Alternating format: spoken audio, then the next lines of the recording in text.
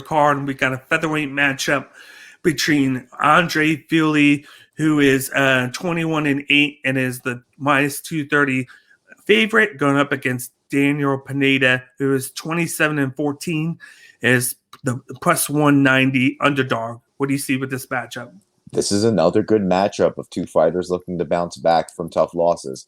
Last fight with Dalby, I said, last five he had 2 draws, and I'd never seen that before. Well, enter Daniel Pineda, who has the exact same thing. 2 draws in his last 5 fights, which is crazy. Back to back. Yeah, right? Like, could you imagine? Andre Fili has shown great improvements as of late, and does a great job keeping distance and using his jab. Pineda, on the other hand, has an unpredictable style and is balls to the wall from bell to bell. He does seem at a disadvantage in this fight, giving up height, range, cardio, and has trouble with southpaws, which Fili likes to switch up and fight southpaw at times. I wouldn't be shocked if Fili uses that team alpha male IQ wrestling and shoots for takedowns early to kind of negate the balls to the wall extreme pace that Pineda fights with, and to kind of just lay on him and drag this fight into deep waters so that gas tank is non-existent come round 2. So with that being said, this actually, I think, was the easiest fight to pick for me, just because I've watched more Andre Fili fights than anybody else on this card. You know what I mean? He's a fight night main card, if not the big prelim competitor. So I'm going to go with Andre Fili to get back in the win column. I'm going to go with him by decision. By decision. Yeah. First, we got Fili, who fights out of Sacramento, California. He's 31 years old, 146 pounds. He's 5'11", with a 74-inch reach, and he fights out Team Alpha Male Gym. Then you got Daniel Pineda. He fights out of Houston, Texas. He's 35 years old, 145 pounds, 5'7", with a 70-inch reach, and he fights out 40-ounce Fight Club Gym. You got Andre Fili, who likes to use a lot of feints and uses his reach to his advantage. He tends to follow his opponent with his front foot instead of cutting them off at the cage, which is something that isn't going to benefit him against Pineda. He likes to mirror his opponent's stances, and he likes to throw body and high kicks. His striking defense as a southpaw needs work. He has good takedowns, but needs to improve his takedown defense.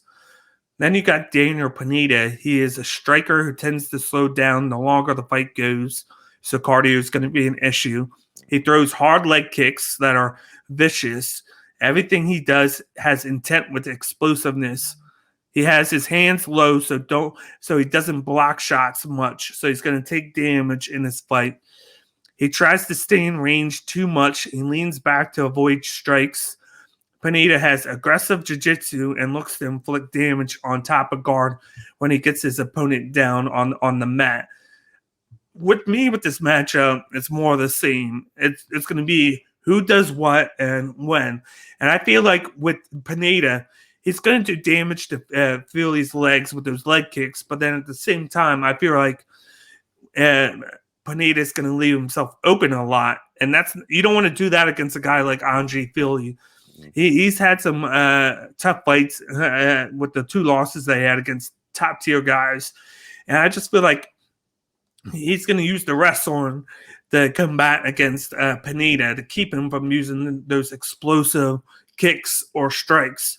And he's going to use it to tire out Pineda, because Pineda's going to put a lot into that first round. And then his cardio is going to go down. So I feel like I got Andre Fili in this matchup, and I'm going to take it by 3rd round submission. Wow. Okay, I'm going to go that way because he's going to be tired out. I feel like Fili will be able to lock a submission on, because for some reason I feel like Pineda is not going to get knocked out in this. Yeah, I mean, he has knockout power, but he hasn't really knocked anybody out in quite some time.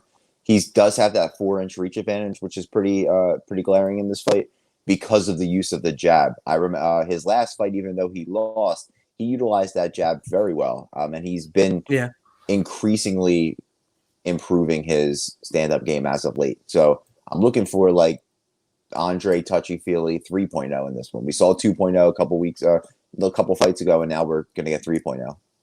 Yep. But let's move on to the